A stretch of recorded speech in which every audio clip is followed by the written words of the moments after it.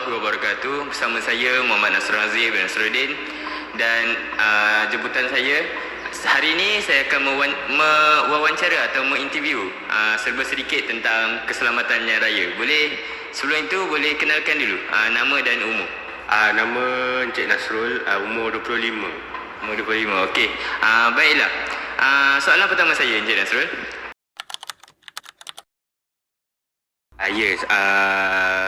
Saya selalu memakai tali pinggang dengan topi keledar untuk menjaga keselamatan diri sendiri maupun keluarga yang tersayang. Okey, baiklah. Terima kasih atas soalan pertama. Kita bergerak ke soalan kedua.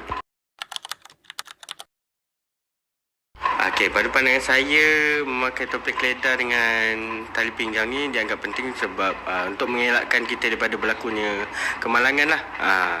Kemalangan yang teruk lah. Ya, betul. Oh, baik.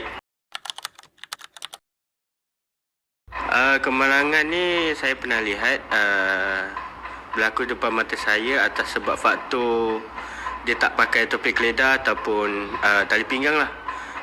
Di mana dia secara laju bawa, tiba-tiba kereta potong dia, jadi dia terpelanting, kepala dia berdarah lah. Yang itulah saya pernah nampak.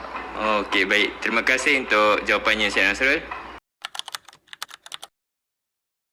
Okey, pengajaran yang saya dapat, yang saya boleh simpulkan atas faktor yang kecederaan yang saya nampak sebelum-sebelum ni, yang mana kita perlulah sentiasa memakai topi keledar atau tali pinggang keledar. Tak kiralah jauh mana pun perjalanan kita kenalah sentiasa pakai untuk keselamatan diri.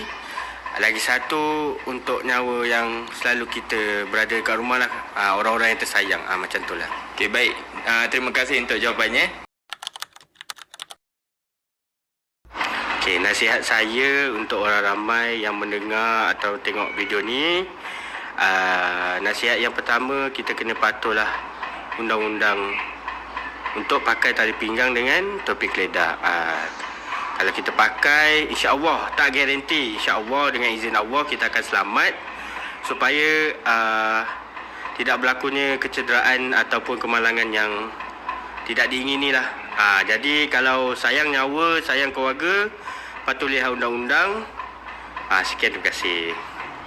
Okey, baiklah. Terima kasih, Encik Nasrul. Sudi luangkan masa dengan saya. Okey, terima kasih.